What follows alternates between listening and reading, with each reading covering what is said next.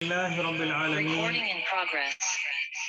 اللهم صل على محمد وعلى آل محمد كما صليت على إبراهيم وعلى آل إبراهيم إنك حميد مجيد.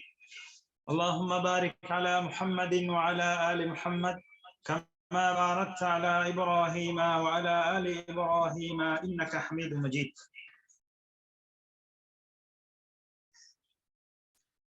அன்பார்ந்த இஸ்லாமிய சகோதரர்களே, ஹிஜ்ரி வருடம் 1444 ரபியுல் அவ்வல் மாதம் 18ஆம் திகதி புனித மஸ்ஜித் நபவியிலே இமாம் அஷேக் அலி இப்னு அப்துர் ரஹ்மான் அல் ஹுதைஃபி அவர்கள் இபாதத், இறைவணக்கம், அதன் இலக்கு, அந்தஸ்து, இறுதி முடிவு அழகான அமைவதாகும் என்பதாகும் என்ற தலைப்பிலே உரையாற்றினார்கள். ஆரம்பமாக அல்லாஹை புகழ்ந்து நபியின் மீது ஸலவாத்தும் சலாமும் கூறியவர்களாக வருகை தந்திருக்கக்கூடிய மக்களுக்கெல்லாம், அல்லாஹின் நல்லடியார்களே, அல்லாஹை அஞ்சி பயந்து நடந்து கொள்ளுங்கள். அல்லாஹுக்கு நிறைவேற்ற வேண்டிய உரிமைகளை அறிவதனூடாகவும் அவனுடைய கடமைகளை நிறைவேற்றுவதனூடாகவும், அதே போல் அல்லாஹ் ஏவியவைகளை எடுத்து நடப்பதன் மூலமாகவும் அவன் தடுத்தவைகளை தவிர்ந்து கொள்வதன் மூலமாகவும் அல்லாஹ்வை அஞ்சி பயந்து நடந்து கொள்ளுங்கள். அல்லாஹ்வை தக்வா செய்வதுதான் அல்லாஹுடைய திருப்பொருத்தத்துக்கும் சுவர்க்கத்தை சன்மானமாக பெறுவதற்கும் ஒரு காரணமாக இருக்கும். அதே போல் அல்லாஹுடைய கோபத்தை விட்டும் பாதுகாப்பு பெறுவதற்கும் அவருடைய வேதனைகளிலிருந்து தப்புவதற்கும் இந்த தக்வா ஒரு அடிப்படையாக இருக்கும் என்று தக்வாவை கொண்டு உபதேசம் செய்தவர்களாக, அன்பார்ந்தவர்களே, இறைவணக்கம் என்பது அத்துடன் சேர்ந்து இஹ்லாஸ், உல தூய்மை என்பது இரண்டும் வெற்றிக்கான ஒரு வழியாக அது இருக்கிறது. மனிதர்களே, பாதுகாப்பின் பக்கம் விரைந்து வாருங்கள், வெற்றியின் பக்கம் முன்னோக்கி செல்லுங்கள், உங்களது பாதையை நேரான வழியாக ஆக்கிக் கொள்ளுங்கள். அதனூடாக உலக சாதகமான விடயங்களை ஒழுங்குபடுத்துவதற்காகவும் மறுமையிலே சுவர்க்கத்திலே உயர்ந்த இடத்தை பெறுவதற்காகவும் நீங்கள் விரைந்து வாருங்கள். மனிதர்களே, நிரந்தர மகிழ்ச்சியின் பக்கம் வாருங்கள். உங்களை எதற்காக அல்லாஹ் படைத்தானோ அந்த நோக்கத்தின் பால் விடையளியுங்கள். அல்லாஹுடைய அழைப்புக்கு உங்களது உள்ளங்களை திறங்கள்.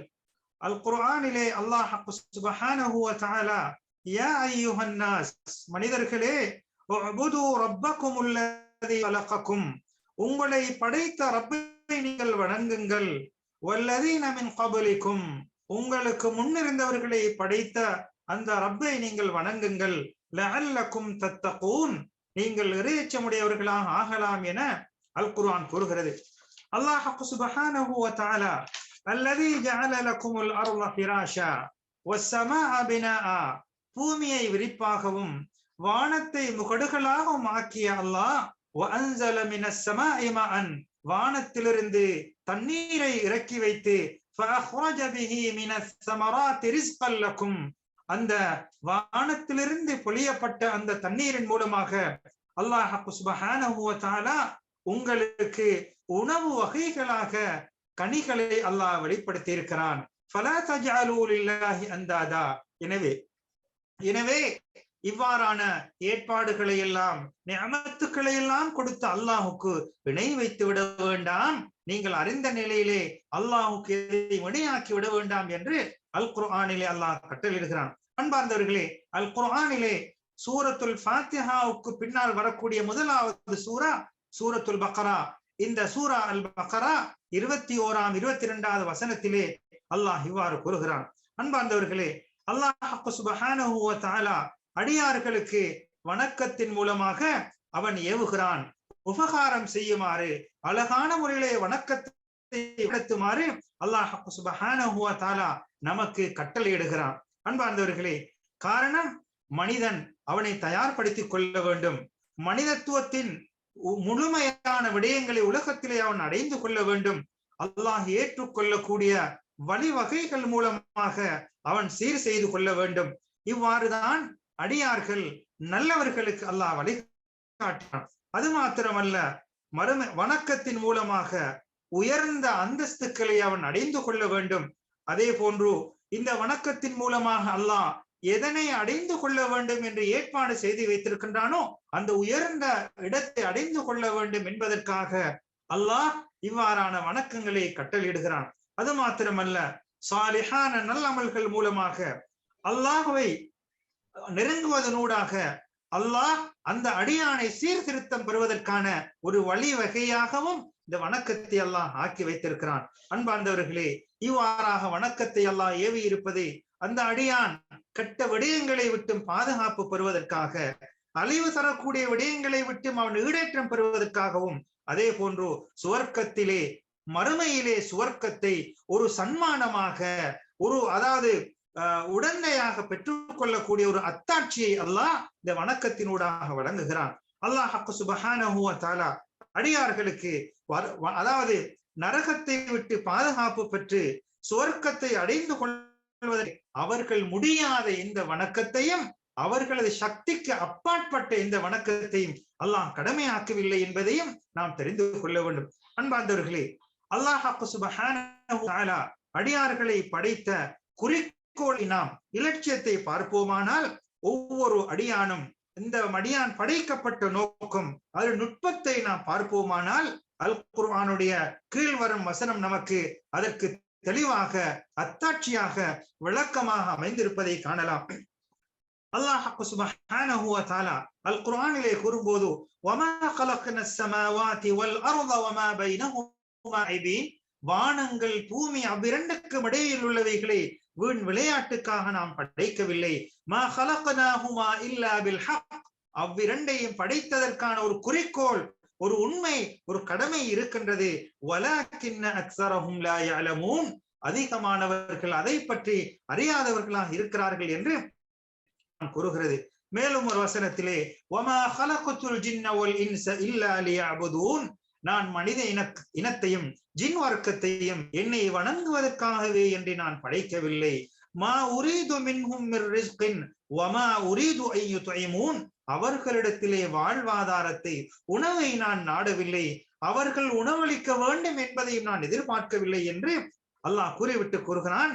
இன்னல்லாஹ ஹுவர் ரஸ்ஸாக், வாழ்வாதாரத்தை கொடுப்பவன், உணவளிக்க கூடியவன் நிச்சயமாக அல்லாஹ்வாக இருக்கிறான் என்று அல் குர்ஆன் கூறுகிறது.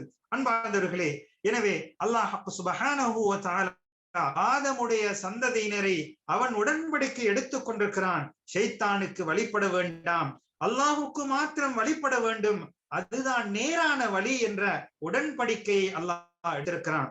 அதே போன்று நபி ஸல்லல்லாஹு அலைஹி வஸல்லம் அவர்களுக்கு கூறும்போது அல் குர்ஆன் கூறுகிறது, நபியே சொல்லுங்கள், இன்னமா உமிர்து அன் அஅபுதல்லாஹ வலா உஷ்ரிக பிஹி, அதாவது நான் அல்லாஹுக்கு வணங்குமாறு, வணக்கத்தை செலுத்துமாறு ஏவப்பட்டுள்ளேன், அவனுக்கு எதனையும் இணை வைத்து விடக் கூடாது என்று கட்டளையிடப்பட்டுள்ளேன் என்று அல் குர்ஆனில் அல்லாஹ் கூறுகிறான். அன்பார்ந்தவர்களே, ரசூல்மார்களை எடுத்துக்கொண்டால் அந்த தூதர்கள் ஆரம்பம் முதல் இறுதி நபி வரை அனைவர்களும் கூறிய வார்த்தை, அழைத்த அழைப்பு அல்லாஹ்வை வணங்க வேண்டும், அல்லாஹ்வை மாத்திரமே வணங்க வேண்டும், அவனுக்கு மாத்திரம்தான் வணக்கத்தை பரம் சாட்ட வேண்டும், எந்த விடத்திலும் எந்த சந்தர்ப்பத்திலும் இணை வைத்து விடக் கூடாது என்பதைத்தான் நபிமார்களும் தூதர்களும் கட்டளையாக சமூகத்துக்கு அவர்கள் அழைப்பு விடுத்தார்கள்.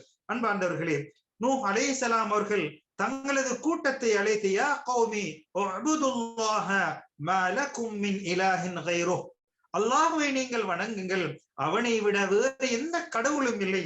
அதே போன்று ஹூத் அலைஹிஸ்ஸலாம் தனது ஆது சமுதாயத்தினர்களுக்கு இதே போன்றுதான் கூறுகிறார்கள், யா கௌமி, எனது கூட்டத்தினரே, உஅ்புதுல்லாஹ, அல்லாஹ்வை வணங்குங்கள், அல்லாஹுக்கு வணக்கத்தை செலுத்துங்கள், மா லகும் மின் இலாஹின் கைருஹ், அவனை தவிர வேறு எந்த கடவுளும் இல்லை என்று இவ்வாறுதான் எல்லா நபிமார்களும் எல்லா தூதர்களும் இந்த வணக்கத்தின் பால் தான் அழைப்பு விடுத்தார்கள். அன்பார்ந்தவர்களே, இப்னு அப்பாஸ் ரலியல்லாஹு அவர்கள் அறிவிக்கக்கூடிய ஒரு செய்தியிலே, முஆத் இப்னு ஜபல் ரலியல்லாஹு அவர்கள் நபி ஸல்லல்லாஹு அலைஹி வஸல்லம் அவர்கள் மூலமாக யமன் நாட்டுக்கு அழைப்பு பணியிலே அனுப்பப்படுகின்ற போது நபி அவர்கள் அவருக்கு உபதேசம் செய்கிறார்கள், நீ வேதத்தை உடையவர்களுடைய ஒரு கூட்டத்தின் பக்கம், எனவே நீ ஏகத்துவத்துக்கு பின்னால் அல்லாஹுவின் பால் வணங்குவதின் பால் அவர்கள் அழைக்க வேண்டும் என்று நபி ஸல்லல்லாஹு அலைஹி வஸல்லம் அன்னவர்கள் அந்த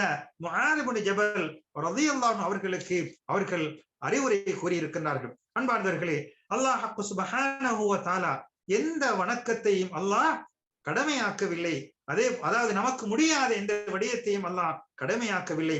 அதே நேரத்திலே சுப்ஹானஹு வ தஆலா எந்த தடை செய்யப்பட்ட விடயங்களையும் அவன் தடுக்கவில்லை. இவைகள் ஏவப்பட்ட விடயமும் தடுக்கப்பட்ட விடயத்தையும் பார்ப்போமானால் இவ்விரண்டுடைய நோக்கமும் ஒன்றுதான். அல்லாஹுடைய அந்த கடமையை நிறைவேற்ற வேண்டும், அல்லாஹுக்கு எதிரான கோபத்தை விட்டும் தப்பித்துக் கொள்ள வேண்டும் என்பதற்காகத்தான் கட்டளைகளும் தடைகளும் அமைந்திருக்கும் என்பதை நாம் புரிந்து கொள்ள வேண்டும். அடியார்கள் மீது அல்லாஹ்வின் பால் உள்ள கடமைகள் நாம் எடுத்துக்கொண்டால் எப்போதும் படைக்கப்பட்டவர்கள் படைத்தவனை நினைவு கூற வேண்டும், மறந்துவிடக் கூடாது. படைத்தவனை வழிபட வேண்டும், பாவம் செய்துவிடக் கூடாது.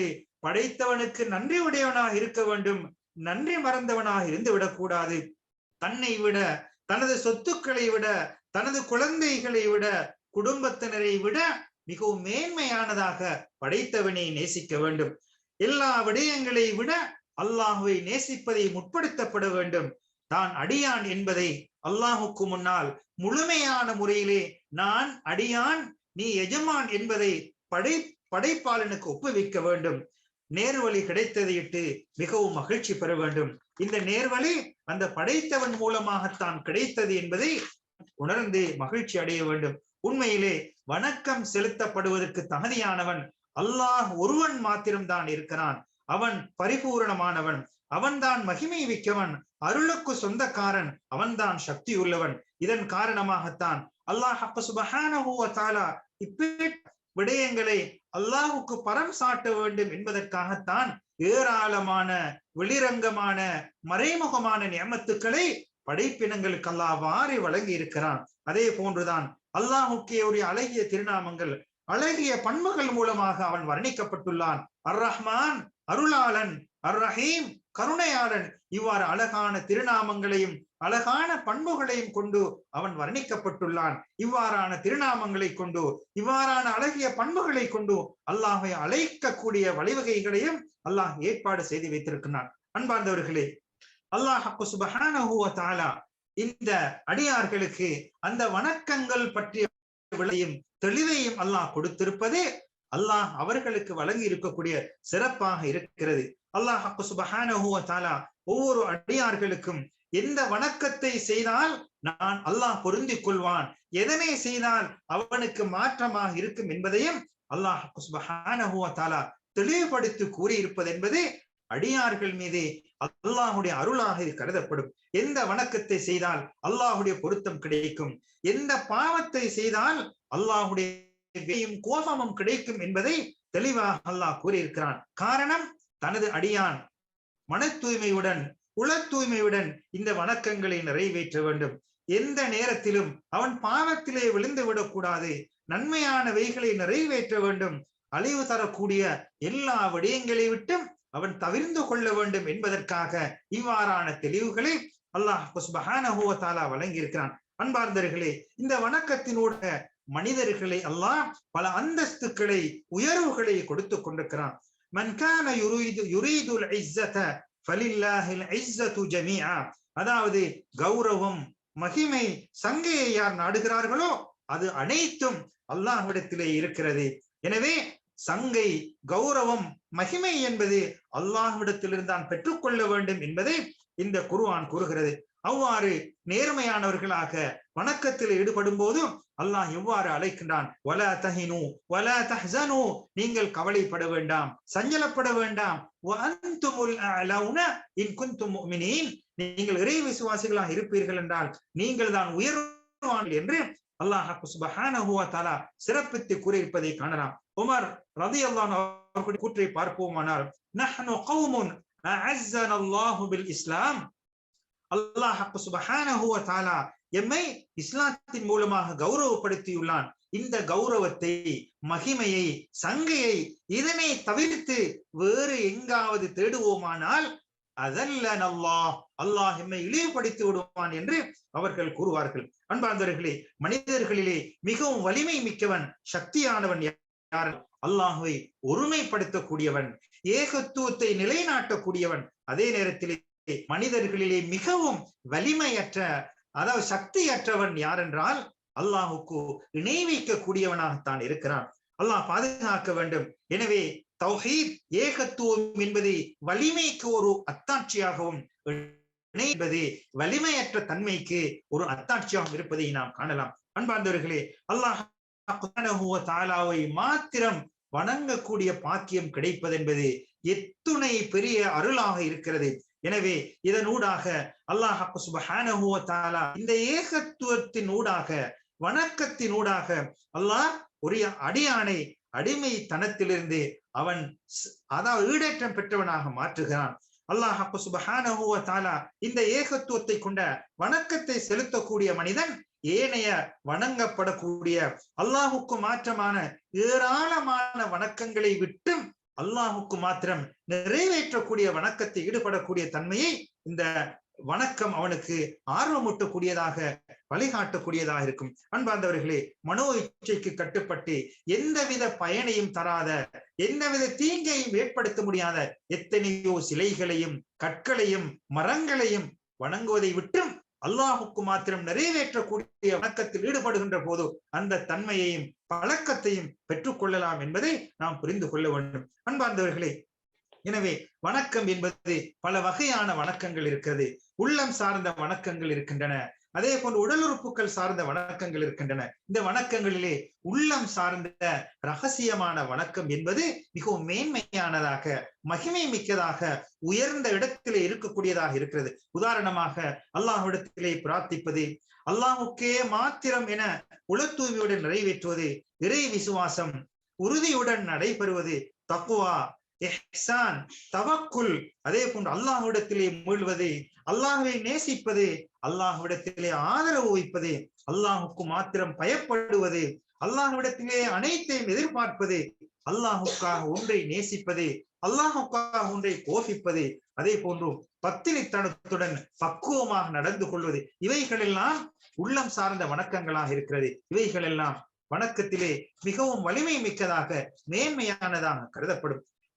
இந்த உள்ளம் சார்ந்த வணக்கங்களை பற்றி இமாம் இப்னு ஜரீர், இமாம் இப்னு கசீர், இமாம் இப்னுல் கையிம் போன்றவர்கள் அதனை சிறப்பிப்பதை காணலாம். அன்பார்ந்தவர்களே, சஹாபாக்கள், நபி தோழர்கள் எல்லாம் இந்த உள்ளம் சார்ந்த வணக்கங்களிலே அல்லாஹ்வை நெருங்கியவர்களாக, மிகவும் உயர்ந்தவர்களாக அந்த உள்ளம் சார்ந்த அந்த ரகசியமான வணக்கத்தை மிகவும் கரிசனையுடன் கண்காணித்து அவைகள் நிறைவேற்றக்கூடியவர்களாக சஹாபாக்கள் இருந்திருக்கிறார்கள். அன்பார்ந்தவர்களே, எனவே இந்த உடல் உறுப்புகள் மூலமாக அதாவது உள்ளத்தின் மூலமாக நிறைவேற்றக்கூடிய அந்த வணக்கங்களை வெளிப்படுத்தக்கூடிய வணக்கங்கள் தான் உடல் உறுப்பினூடாக வெளிப்படக்கூடிய வணக்கங்களாக இருக்கிறது. உதாரணமாக உடல் உறுப்புகளூடாக வெளிப்படக்கூடிய வணக்கங்களை எடுத்துக்கொண்டால் இஸ்லாத்தின் 5 கடமைகளை நாம் எடுத்துக் கொள்ளலாம். தொழுகை, நோன்பு, ஜகாத், இது போன்ற வணக்கங்கள் எல்லாம் உடல் உறுப்புகள் மூலமாக நிறைவேற்றப்படக்கூடிய வணக்கமாக இருக்கிறது. அன்பார்ந்தவர்களே, எனவே இவ்விரண்டும் கட்டாயமாக இருக்கிறது. படைக்கப்பட்ட நோக்கமே வணக்கம் செலுத்துவதற்குத்தான் என்று அல் குர்ஆன் கூறுகிறது. எனவே அன்பார்ந்தவர்களே, இந்த வணக்கத்தின் ஊடாக அல்லாஹுடைய உரிமைகளை பாதுகாத்தவனாகவும், நபி ஸல்லல்லாஹு அலைஹி வஸல்லம் அவர்களுடைய உரிமைகளை பாதுகாத்தவனாகவும், பெற்றோருடைய உரிமைகளை பார்த்தவனாகவும், அதே போன்று நமக்கு உரிமையாளர்கள், அதாவது உறவினர்கள், படைப்பினங்கள் அனைத்துடைய உரிமைகளையும் நிறைவேற்றக்கூடிய ஒரு தன்மையை இந்த வணக்கங்கள், உள்ளம் சார்ந்த வணக்கமும் உடல் சார்ந்த வணக்கமும் இந்த உணர்வு, அதாவது உரிமைகளை பாதுகாக்கக்கூடிய ஒரு நிலையை ஏற்படுத்தக்கூடியதாக இருக்கிறது. அன்பார்ந்தவர்களே, ஒவ்வொரு மனிதனும் வணக்கம் செலுத்துகின்ற போது அதற்கான பிரதிபலனை, கூலியை நிச்சயமாக அல்லாஹ்விடத்திலே பெற்றுக் கொள்வான். அல்லாஹ் கூறுகிறான், யா இபாதி, எனது அடியார்களே, லா ஹௌஃபுன் அலைக்குமுல் யௌம், இன்றைய தினத்திலே எந்த பயமும் இல்லை, அச்சமும் இல்லை, நீங்கள் கவலைப்பட வேண்டாம். இவ்வாறு அந்த ஈமான் கொண்டவர்களை பற்றி அல்லாஹ் சுப்ஹானஹு வ தஆலா அல் குர்ஆனிலே கூறுகிறான், உதுகுலுல் ஜன்னah, சுவர்க்கத்திலே நுழையுங்கள் என்று அவர்களுக்கு சுபசோபனம் சொல்லப்படும். அன்பார்ந்தவர்களே, இவ்வாறாக வணக்கத்திலே ஈடுபடக்கூடியவர்களுக்கு இது போன்ற உயர்ந்த இடங்களும் நல்ல வார்த்தைகளும் கிடைக்கும் என்பதை அல் குர்ஆன் கூறுகிறது. அதே போன்று மனிதர்களுக்கு கிடைக்கக்கூடிய அந்தஸ்துக்களை உயர்வுகளை பார்ப்போம். அது ஒன்றோடொன்று வேறுபடக்கூடியதாக, ஒன்றை விட ஒன்று மேன்மை மிக்கதாக இருப்பதை நாம் காணலாம். அன்பார்ந்தவர்களே, மனிதர்களிலே மிகவும் உயர்ந்த இடத்திலே முதலாவது தரத்திலே இருக்கக்கூடியவர்கள் யார் என்றால், அவர் ஒரு வணக்கத்தை நிறைவேற்றினால் அந்த சாலிஹான அந்த நல்ல வணக்கத்தை நிறைவேற்றி அல்லாஹுடைய பொருத்தத்தையும் அதற்குரிய கூலியையும் அது எதிர்பார்ப்பார். நல் வணக்கத்தை நிறைவேற்றி அல்லாஹுடைய திருப்பொருத்தத்தையும் அதனுடைய பிரதிபகாரம் கூலியை அல்லாஹ்விடத்திலே எதிர்பார்க்கக்கூடியவனாக இருப்பான். எனவே இங்கே இரண்டு விடயங்கள் ஒன்றாக இருக்கிறது. அல்லாஹுடைய பொருத்தமும் கூலியும் அல்லாஹ்விடத்தில் எதிர்பார்க்கின்றான். உண்மையிலே இந்த அந்தஸ்தை பெற்றவர்கள் தான் முஹாஜிரீன்கள், அன்சாரிகள், அதனை தொடர்ந்தவர்கள் எல்லாம் இந்த முதலாம் தர அந்தஸ்திலே இருக்கிறார்கள்.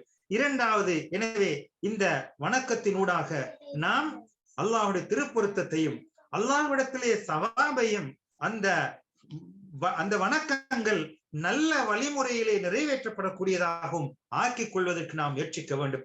வணக்கங்களிலே இரண்டாவது தரத்திலே உள்ளதுதான், ஒரு மனிதர் சாலிஹான வணக்கத்தை நிறைவேற்றுகிறார். அவர் அல்லாஹ்விடத்திலே கூலியை எதிர்பார்க்கின்றார். ஆனால் சில வேளை அல்லாஹுடைய திருப்பொருத்தம் கிடைக்க வேண்டும் என்பதை அவர் மறந்து விடுவார். இது இரண்டாவது நிலை இருக்கிறது. இவரும் அல்லாஹ்வின் மூலமாக கூலி கொடுக்கப்படுவார். எனவே இந்த நிலை இரண்டாவது நிலையாக இருக்கிறது. மூன்றாவது நிலையை எடுத்துக்கொண்டார். அந்த மனிதர் கடமையான விடயங்கள் நிறைவேற்றுகின்ற விடயத்திலே சில வேளை பொடுபோக்காக இருப்பார். ஹராமான விடயங்களே சில வேளை அவர் விழுந்து விடுவார். இவ்வாறானவருடைய வணக்கத்தை அல்லாஹ் சுப்ஹானஹு வ தஆலா வீணாக்க மாட்டான். ஆனால் இதே நிலையிலே மரணித்தார், அல்லாஹுடைய ரஹ்மத்தின் பால் அவர் மரணிப்பார்.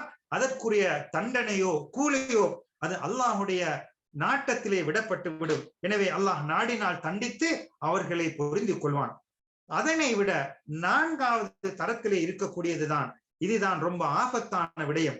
அதாவது ஒரு மனிதர் சில வேளை வணக்கம் செய்வார், சில வேளையிலே வணக்கத்தை ஒட்டுமொத்தமாக விட்டு விடுவார். இது ரொம்ப ஆபத்தான விடயம். அவர் மரணிக்கின்ற வேளையிலே எந்த நிலையில் இருக்கிறாரோ அதன்படிதான் அவர் கருதப்படுவான். வணக்கத்திலே இருக்கக்கூடிய நிலையிலே இருந்தால் அவர் சுவர்க்கத்துக்குரியவராகவும், அதற்கு மாற்றமாக இருந்தால் அல்லாஹ் பாதுகாக்க வேண்டும், நரகத்துக்குரியவராகவும் அவர் மாறிவிடுவார். அல்லாஹ் பாதுகாக்க வேண்டும். அன்பார்ந்தவர்களே, எனவே வணக்கத்தை தெளிவாக நிறைவேற்ற வேண்டும். இந்த வணக்கங்களை உரிய முறையிலே சாலிஹானதாக அமைத்துக் கொள்வதற்கு நாம் முயற்சிக்க வேண்டும். அன்பார்ந்த இஸ்லாமிய சகோதரர்களே, எனவே அல்லாஹ் சுப்ஹானஹு வ தஆலா இந்த மனிதர்கள் அடியார்கள் நேர்வழி பெறுவதற்காக பல வகையான வழிவகைகளை கூறி அதன் பால் அழைத்துக் கொண்டே இருக்கிறான். எனவே நல்லமல்களை செய்யுங்கள், அல்லாஹ்வை பற்றிய நல்லெண்ணத்தை ஏற்படுத்திக் கொள்ளுங்கள். உண்மையிலே வெற்றியாளர் யார் என்றால், அல்லாஹுவை வணங்கி அந்த வணக்கத்தை அழகான முறையிலே ஆக்கி அல்லாஹுவை பற்றிய ஒரு நல்லெண்ணத்தை கொண்டவன் தான் வெற்றியாளனாக இருக்கிறான். அல்லாஹுவை வணங்கி அந்த வணக்கத்தை அழகிய முறையிலே அமைத்து நன்மையை அல்லாஹ்விடத்திலே அழகான முறையில் எதிர்பார்த்தான் வெற்றியாளனாக இருக்கிறான். அதே நேரத்திலே நஷ்டவாளி யார் என்றால், வணக்கங்களை படுமோசமானதாக ஆக்கி அல்லாஹ்விடத்திலே வெறுமனே ஒரு நன்மை எதிர்பார்க்கக்கூடிய மனிதன் எந்தவித சாலிஹான நல்லமல்களை முற்படுத்தாமல் வெறுமனே அவன் அல்லாஹ்விடத்தில் எதிர்பார்க்கக்கூடியவன் தான் நஷ்டவாளியாக இருக்கிறான். எனவே வணக்கங்களை அல்லாஹுக்காக நிறைவேற்ற வேண்டும். அந்த வணக்கங்கள் அழகான முறையிலே அமைத்துக் கொள்ள வேண்டும். அல்லாஹ்வின் தூதர் முஹம்மது ஸல்லல்லாஹு அலைஹி வஸல்லம் அன்னவர்கள் காட்டிய வழிமுறைப்படி வணக்கங்களை அமைத்து அதனூடாக பெறக்கூடிய இலட்சியம், குறிக்கோள் உயர்ந்த இறுதி முடிவு அழகானதாகவும் அமைவதற்கு வல்லவன் அல்லாஹ் நம் அனைவர்களுக்கும் அருள் புரிவானாக. ஆமீன். வ ஆகிரு தஅவானா அல்ஹம்துலில்லாஹி ரப்பில் ஆலமீன்.